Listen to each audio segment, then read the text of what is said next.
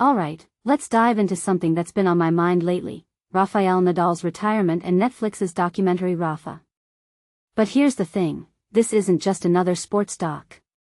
It's a raw, unfiltered look at what it takes to be one of the greatest athletes of all time, and the price you pay for that greatness. Personally, I think what makes this story so compelling is how it flips the script on the typical champion's journey narrative. It's not just about winning, it's about the cost of winning. And let me tell you, that cost is staggering. First off, the hook here is obvious but worth repeating: Nadal's decision to retire after 22 Grand Slam wins. But what's really interesting is the timing. Why now? The doc doesn't shy away from the answer: injuries. Specifically, a degenerative foot condition and a hip injury that kept coming back like a bad habit. Here's where my commentary kicks in: we often glorify athletes for their toughness, their ability to push through pain. But Rafa forces us to confront the darker side of that narrative. Nadal's not just a machine, he's a human being who's been battling his body for years. And that's what makes his decision to quit so profound. It's not a failure, it's a moment of clarity. He's saying, enough is enough. Now, let's talk about the doc itself. Director Zach Heinzerling takes a fly-on-the-wall approach, which I think is genius. It's not about glamorizing Nadal's life, it's about showing the mundane, the painful, and the vulnerable. One moment that stuck with me is when Nadal learns he's re-injured his hip and says, "I'm destroyed." That's not the Nadal we're used to seeing, the relentless fighter on the court. It's a side of him that's rarely, if ever, been captured. And that's what makes this doc so powerful. It humanizes a legend. But here's where it gets even more fascinating: Nadal wasn't initially on board with the project. He was worried about exposing his personal life, his family, his team. And honestly, I get it. Athletes are often reduced to their achievements, and this doc does the opposite. It shows Nadal as a son, a husband, a father.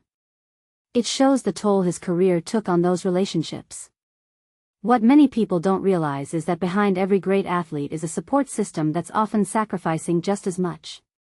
This doc doesn't let us forget that. Another detail I find fascinating is the language barrier. Most of the interviews are in Spanish, which might seem like a small thing, but it's huge. It allows Nadal and his team to express themselves more authentically. If you take a step back and think about it, this is a global superstar who's been in the spotlight for decades, and yet, we rarely hear him speak in his native tongue. It's a reminder that even the most famous people have layers we don't see.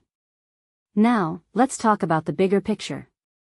Nadal's retirement isn't just the end of an era for tennis, it's a reflection of a broader trend in sports. Athletes are pushing their bodies harder than ever, and the consequences are catching up. From my perspective, this doc is a wake-up call. It's asking us to reconsider how we view success, how we define greatness. Is it worth it if it comes at the cost of your health, your relationships, your peace of mind?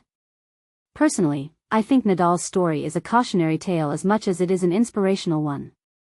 And finally, let's not forget the emotional weight of this decision. Nadal says he never saw tennis as a job, it was his passion. But even passions have limits. What this really suggests is that sometimes, quitting isn't a sign of weakness, it's an act of self-preservation. Nadal's not just retiring from tennis, he's reclaiming his life. And that, to me, is the most powerful message of this documentary. So, here's my closing thought: what does it mean to truly win? Is it about the trophies, the records, the legacy? Or is it about knowing when to walk away? Nadal's story challenges us to rethink everything we thought we knew about success. And honestly, that's what makes it so damn compelling.